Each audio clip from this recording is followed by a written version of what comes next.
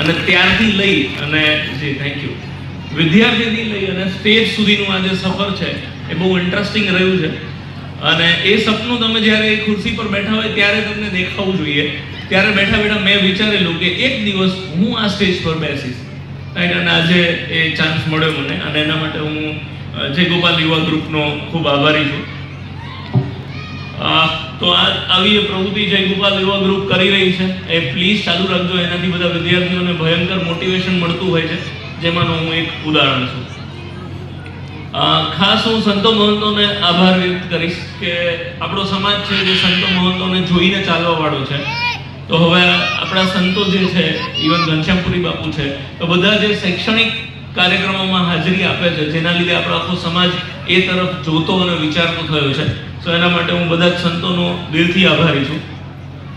બધા પેરેન્ટ્સ જે અહીંયા વિદ્યાર્થી મિત્રો જેમના સન્માન થાય છે, એમના વાલીઓને ખરેખર હું ધન્યવાદ આપું છું કે તમે તમારા વિદ્યાર્થીઓ, તમારા બાળકોને શિક્ષણ આપવા પ્રત્યે તમે જે પ્રેરણા આપો છો, તમને એમને જે છૂટછાટ આપો છો, એ ખરેખર સરાહનીય છે.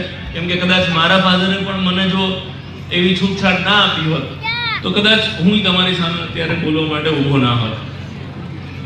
એજ્યુકેશન ઇઝ પાવર, મતલબ જે શિક્ષણ છે એ ખરેખર બહુ ખતરનાક હથિયાર છે. સૌથી ઇફેક્ટિવ હથિયાર, કદાચ બંદૂક કરતાં બી ખતરનાક હથિયાર અગર કોઈને કહીએ તો એ કલમ છે, પેન છે.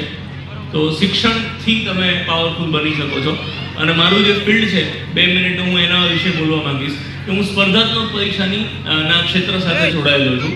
તમારામાંથી જેટલા વિદ્યાર્થી મિત્રો છે કે જે અત્યારે સ્કૂલિંગ પૂરું કરે છે, કોલેજ પૂરી કરે છે, અને પછી જેમ તમારી સમક્ષ કલ્પેશભાઈ હાજર છે, ડેપ્યુટી કલેક્ટર, એ એક સરકારી અધિકારી છે. તો આવી જ રીતે અગર તમે પણ સરકારી અધિકારી તરીકેનું સપનું જોતા હોય તો તમારા માટે સ્પર્ધાત્મક પરીક્ષાના જે ક્ષેત્ર છે, એ જે એંગલ છે, એ આખું ક્ષેત્ર છે, એક નવું છે.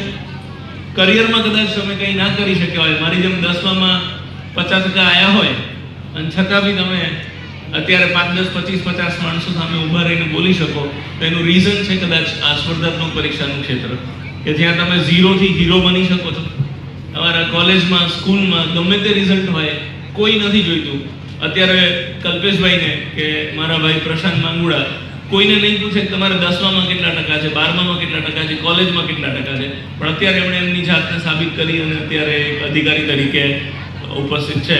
તો સ્પર્ધાત્મક પરીક્ષાનું ક્ષેત્ર એવું છે કે જે મિત્રો સ્કૂલ કોલેજમાં કંઈ જોરદાર નથી કરી શક્યા, જે લોકો ડૉક્ટર નથી બની શક્યા, એન્જિનિયર નથી બની શક્યા, એ બધા મિત્રો અધિકારી બની શકે છે. અને એ જ બધા ડૉક્ટર અને એન્જિનિયરને કેવી રીતે કામ કરવું ને એની સલાહ સૂચન આપી શકે છે. સો સ્પર્ધા